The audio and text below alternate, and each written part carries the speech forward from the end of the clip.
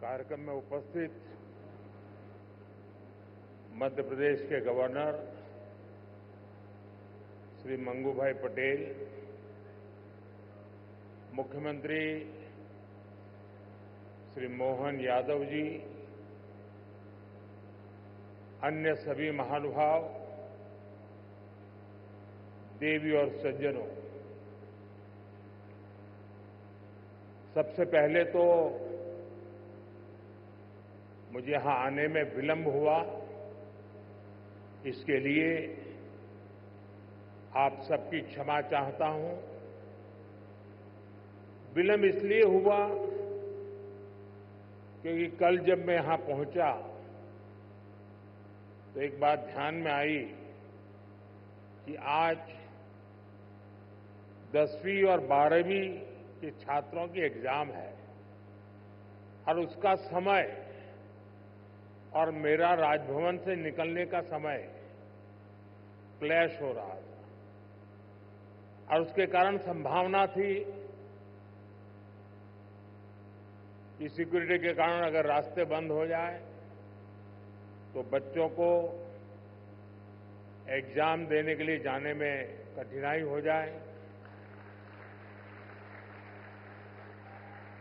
और ये कठिनाई न हो, बच्चे सब एक बार अपने एग्जामिनेशन सेंटर पर पहुंच जाए, उसके बाद ही मैं राजभवन से निकलूं, ऐसा मैंने सोचा। उसके कारण मैंने निकलने में ही 15-20 मिनट लेट कर दिया और उसके कारण आप लोगों को जो असुविधा हुई, इसके लिए मैं फिर से एक बार क्षमा मांगता हूं। साथियों, राजा भोज की इस पावन नगरी में आप सभी का स्वागत करना मेरे लिए गर्व की बात है। यहां इंडस्ट्री से विभिन्न सेक्टर्स के अनेक साथी आए हुए हैं। विकसित मध्य प्रदेश से विकसित भारत की यात्रा में आज का ये कार्यक्रम बहुत ही अहम है। इस भव्य आयोजन के लिए मैं मोहन जी और उनकी पूरी टीम को बहुत बहुत बधाई देता हूं। साथियों, भारत के इतिहास में ऐसा अवसर पहली बार आया है जब पूरी दुनिया भारत के लिए इतनी ऑप्टिमिस्टिक है। पूरी दुनिया में चाहे सामान्य जन हो, अर्थनीति के एक्सपर्ट्स हो, विभिन्न देश हो या फिर इंस्टीट्यूशन, सभी को भारत से बहुत आशाएं हैं। पिछले कुछ हफ्तों में जो कमेंट्स आए हैं वो भारत में हर इन्वेस्टर का उत्साह बढ़ाने वाले हैं। कुछ दिन पहले ही वर्ल्ड बैंक ने कहा है, भारत आने वाले सालों में ऐसे ही दुनिया की फास्टेस्ट ग्रोइंग इकोनॉमी बना रहेगा। ओईसीडी के एक अहम रिप्रेजेंटेटिव का कहना है, future of the world is in India. कुछ ही दिन पहले क्लाइमेट चेंज पर यूएन की एक संस्था ने भारत को सोलर पावर की सुपर पावर कहा था। इस संस्था ने ये भी कहा कि जहां कई देश सिर्फ बातें करते हैं, वहीं भारत नतीजे ला करके दिखाता है। हाल ही में एक रिपोर्ट आई है, इसमें बताया गया है कि ग्लोबल एरोस्पेस फर्म्स के लिए कैसे भारत एक बेहतरीन सप्लाई चेन के रूप में उभर रहा है। ग्लोबल सप्लाई चेन चैलेंजेस का जवाब वो भारत में देख रहे हैं। मैं ऐसे कई एग्जाम्पल यहां कोट कर सकता हूं जो भारत पर दुनिया के कॉन्फिडेंस को दर्शाते हैं। ये कॉन्फिडेंस भारत के हर राज्य का भी कॉन्फिडेंस बढ़ा रहा है। और आज ये हम मध्य प्रदेश की इस ग्लोबल समिट में भी देख रहे हैं, महसूस कर रहे हैं। साथियों, मध्य प्रदेश पॉपुलेशन के हिसाब से भारत का 5th लार्जेस्ट स्टेट है। एमपी एग्रीकल्चर के मामले में भारत के टॉप के राज्यों में है। मिनरल्स के हिसाब से भी एमपी देश के टॉप 5 राज्यों में है। एमपी को जीवनदायिनी मां नर्मदा का आशीर्वाद भी प्राप्त है। एमपी में हर वो संभावना है, हर वो पोटेंशियल है जो एमपी को जीडीपी के हिसाब से भी देश के टॉप 5 राज्यों में ला सकता है। साथियों, बीते 2 दशकों में मध्य प्रदेश ने ट्रांसफॉर्मेशंस का नया दौर देखा है। एक समय था जब यहां बिजली, पानी की बहुत सारी दिक्कतें थी। लॉ एंड ऑर्डर की स्थिति तो और भी खराब थी। ऐसे हालत में यहां इंडस्ट्री का विकास बहुत मुश्किल था। बीते 2 दशक में, 20 साल में मध्य प्रदेश के लोगों के सपोर्ट से यहां की बीजेपी सरकार ने गवर्नेंस पर फोकस किया। 2 दशक पहले तक लोग एमपी में निवेश करने से डरते थे। आज एमपी इन्वेस्टमेंट के लिए देश के राज्यों से सब राज्यों में टॉप के राज्यों में उसने अपना स्थान बना लिया है। जिस एमपी में कभी खराब सड़कों के कारण बसें तक प्रॉपर नहीं चल पाती थी, वो आज भारत की ईवी रिवॉल्यूशन के लीडिंग स्टेट्स में से एक है। जनवरी 2025 तक करीब 2 लाख इलेक्ट्रिक व्हीकल एमपी में रजिस्टर हुए हैं। ये करीब 90% ग्रोथ है।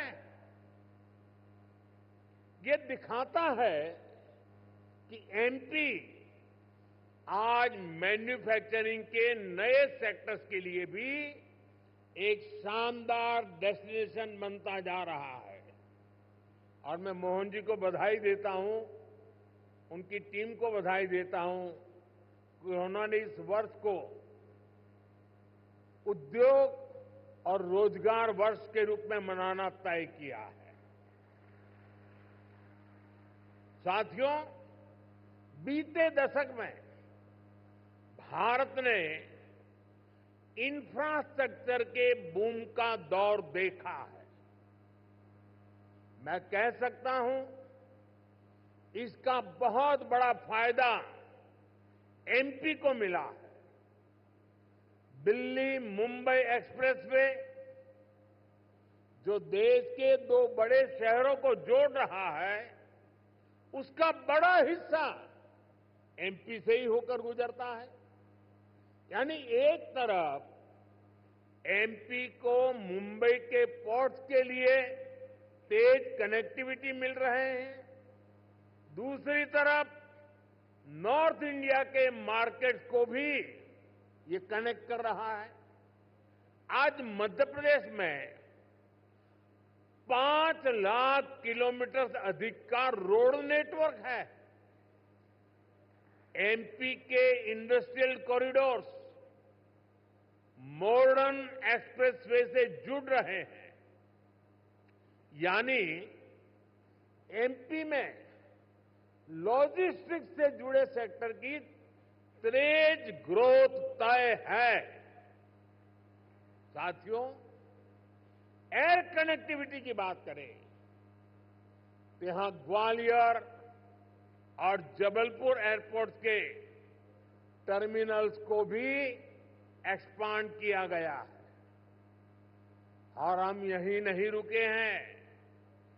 एमपी का जो एक बड़ा रेल नेटवर्क है, उसको भी मॉडर्नाइज किया जा रहा है। एमपी में रेल नेटवर्क का 100% इलेक्ट्रिफिकेशन किया जा चुका है। भोपाल के रानी कमलापति रेलवे स्टेशन की तस्वीरें आज भी सबका मन मोह लेती हैं। इसी तर्ज पर एमपी के 80 रेलवे स्टेशनों को अमृत भारत स्टेशन स्कीम के तहत मॉडर्न बनाया जा रहा है। साथियों, बीता दशक भारत के लिए एनर्जी सेक्टर की अनप्रेसिडेंटेड ग्रोथ का रहा है। खासतौर पर ग्रीन एनर्जी को लेकर भारत ने वो कर दिखाया है जिसकी कल्पना तक मुश्किल थी। बीते 10 वर्षों में करीब $70 बिलियन यानी 5 ट्रिलियन रुपये से अधिक रिन्यूएबल एनर्जी सेक्टर में ही इन्वेस्ट हुआ है। इससे पिछले साल ही क्लीन एनर्जी स्पेस में 10 लाख से अधिक जॉब बनी है। एनर्जी सेक्टर के इस बूम का भी एमपी को बहुत लाभ मिला है। आज एमपी पावर सरप्लस है। यहां करीब 31,000 मेगावाट पावर जनरेशन कैपेसिटी है, जिसमें से 30% क्लीन एनर्जी है। रीवा सोलर पार्क देश के सबसे बड़े पार्क में से एक है। अभी कुछ दिन पहले ही ओमकारेश्वर में फ्लोटिंग सोलर प्लांट भी शुरू हुआ है। सरकार द्वारा बिना रिफाइनरी पेट्रोकेमिकल कॉम्प्लेक्स पर करीब 50,000 करोड़ रुपए का इन्वेस्टमेंट किया गया है। ये मध्य प्रदेश को पेट्रोकेमिकल्स का हब बनाने में मदद करेगा। मध्य प्रदेश का जो इंफ्रास्ट्रक्चर है, इसको एमपी सरकार आधुनिक पॉलिसीज और स्पेशल इंडस्ट्रियल इंफ्रास्ट्रक्चर से सपोर्ट कर रही है। एमपी में 300 से ज्यादा इंडस्ट्रियल जोन्स हैं। पीथमपुर, रतलाम और देवास में हजारों एकड़ के इन्वेस्टमेंट जोन्स भी डेवलप किए जा रहे हैं। यानी आप सभी इन्वेस्टर्स के लिए यहां बेहतर रिटर्न की अपार संभावनाएं हैं। साथियों, हम सभी जानते हैं कि औद्योगिक विकास के लिए वाटर सिक्योरिटी होना कितना जरूरी है। इसके लिए एक तरफ वाटर कंजर्वेशन पर बल दे रहे हैं, दूसरी तरफ हम रिवर इंटरलिंकिंग का मेगा मिशन लेकर भी आगे बढ़ रहे हैं। मध्य प्रदेश की खेती, यहां की इंडस्ट्री इसकी बहुत बड़ी बेनिफिशियरी है। हाल में ही 45,000 करोड़ रुपए के Ken Betwa river interlinking project पर काम शुरू हुआ है। इससे करीब 10 लाख हेक्टेयर एग्रीकल्चरल लैंड की प्रोडक्टिविटी बढ़ेगी। इससे एमपी में वाटर मैनेजमेंट को भी नई ताकत मिलेगी। ऐसी सुविधाओं से फूड प्रोसेसिंग, एग्रो इंडस्ट्री और टेक्सटाइल सेक्टर में बहुत बड़ा पोटेंशियल अनलॉक होगा। साथियों, एमपी में डबल इंजन सरकार बनने के बाद विकास की गति भी जैसे डबल हो गई है।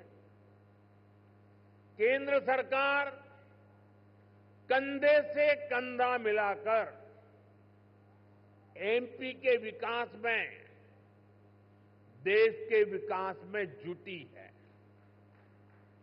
चुनाव के समय मैंने कहा था कि अपने तीसरे टर्म में हम 3 गुना तेजी से काम करेंगे।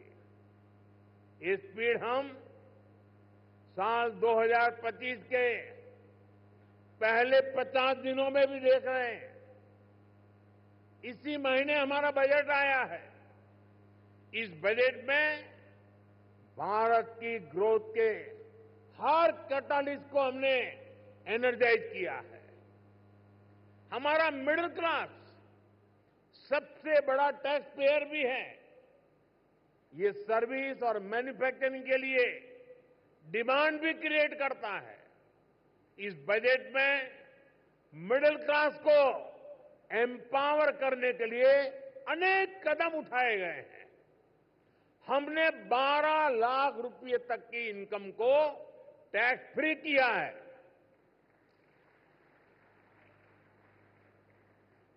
टैक्स स्लैब्स को रिस्ट्रक्चर किया है। बजट के बाद आरबीआई ने भी ब्याज दरें घटाई हैं। साथियों, बजट में लोकल सप्लाई चेन के निर्माण पर बल दिया गया है ताकि मैन्युफैक्चरिंग में हम पूरी तरह से आत्मनिर्भर हो सके। एक समय था जब एमएसएमईज के सामर्थ्य को पहले की सरकारों ने सीमित करके रखा था। इसके कारण भारत में लोकल सप्लाई चेन उस लेवल पर विकसित नहीं हो पाई।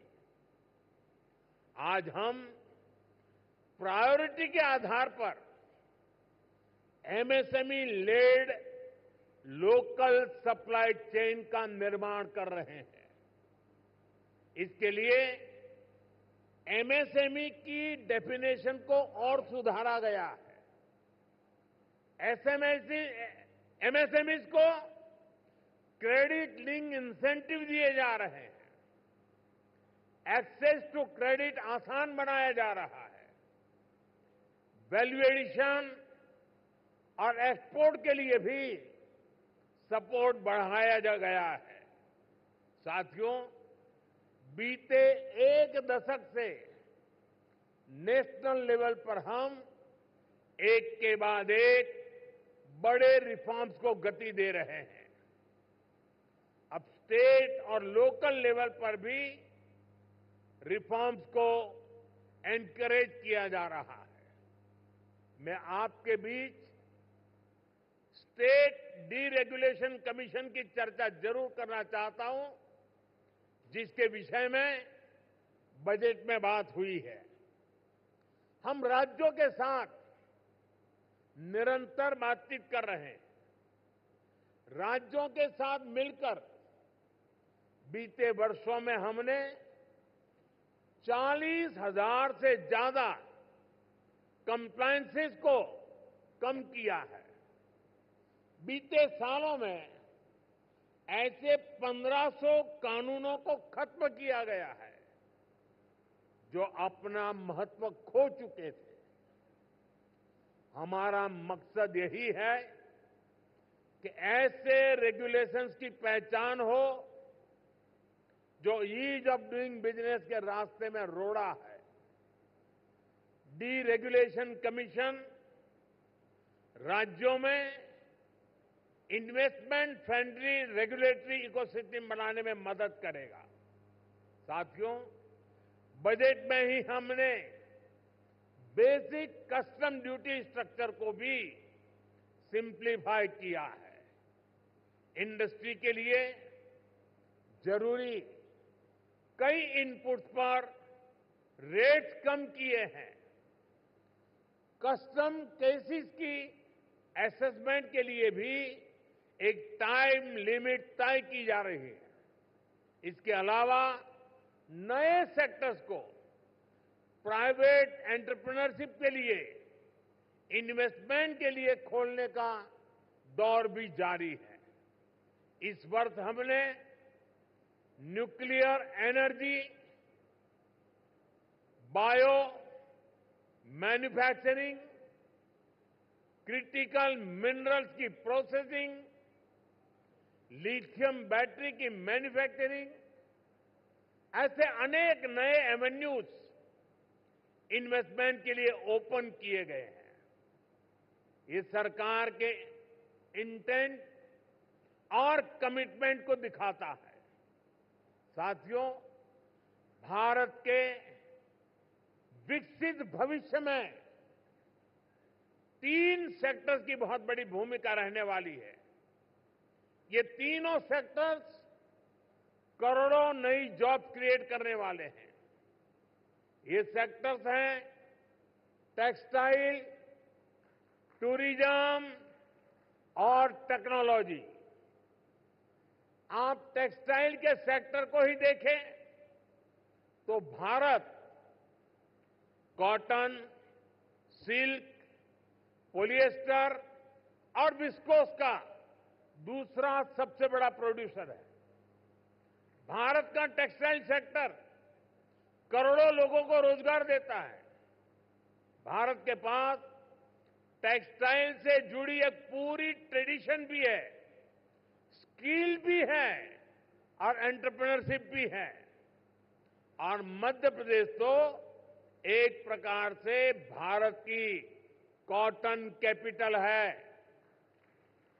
भारत की करीब 25% organic cotton supply Madhya Pradesh से ही होती है। मध्य प्रदेश मलबरी सिल्क, इसका भी देश का सबसे बड़ा प्रोड्यूसर है। यहां की चंदेरी और माहेश्वरी साड़ियां बहुत पसंद की जाती हैं। इन्हें जीआई टैग दिया जा चुका है। इस सेक्टर में आपका इन्वेस्टमेंट यहां के टेक्सटाइल को ग्लोबली अपनी छाप छोड़ने में बहुत मदद करेगा।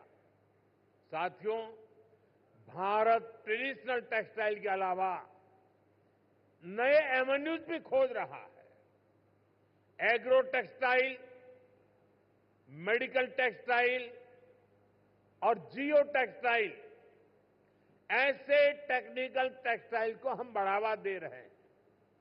इसके लिए नेशनल मिशन शुरू किया गया है। इसे बजट में भी हमने प्रोत्साहन दिया है। आप सभी सरकार की पीएम मित्र स्कीम से भी परिचित है। देश में टेक्सटाइल सेक्टर के लिए ही 7 बड़े टेक्सटाइल पार्क बनाए जा रहे हैं। इनमें से एक मध्य प्रदेश में भी बन रहा है।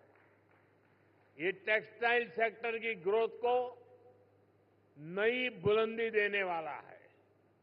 मेरा आग्रह है कि आप टेक्सटाइल सेक्टर के लिए घोषित पीएलआई स्कीम का भी जरूर फायदा उठाएं। साथियों, टेक्सटाइल की तरह ही भारत अपने टूरिज्म सेक्टर में भी नए आयाम जोड़ रहा है। कभी एमपी टूरिज्म का एक कैंपेन होता था, एमपी अजब भी है, सबसे गजब भी है। जहां एमपी में नर्मदा जी के आसपास के स्थानों का, आदिवासी क्षेत्रों में टूरिज्म इंफ्रास्ट्रक्चर का बहुत अधिक विकास हुआ है। यहां कितने ही सारे नेशनल पार्क्स हैं। यहां हेल्थ एंड वेलनेस से जुड़े टूरिज्म के लिए भी अपार संभावनाएं हैं। हील इन इंडिया, इसका मंत्र दुनिया को पसंद आ रहा है। हेल्थ एंड वेलनेस के क्षेत्र में भी इन्वेस्टमेंट के लिए अपॉर्चुनिटीज लगातार बढ़ रही है। इसलिए हमारी सरकार इसमें पब्लिक प्राइवेट पार्टनरशिप को एनकरेज कर रही है। भारत की ट्रेडिशनल ट्रीटमेंट को, आयुष को भी बहुत बड़े लेवल पर प्रमोट किया जा रहा है। हम स्पेशल आयुष वीजा भी दे रहे हैं। इन सभी से एमपी को भी बहुत फायदा मिलने वाला है। वैसा साथियों, आप यहां आए हैं तो उज्जैन में महाकाल महालोक देखने जरूर जाएं। आपको महाकाल का आशीर्वाद भी मिलेगा और देश टूरिज्म और हॉस्पिटैलिटी सेक्टर को कैसे एक्सपांड कर रहा है, इसका अनुभव भी मिलेगा। साथियों, मैंने लाल किले से कहा है, यही समय है, सही समय है आपके लिए एमपी में इन्वेस्टमेंट करने और इन्वेस्टमेंट बढ़ाने का भी यही सही समय है।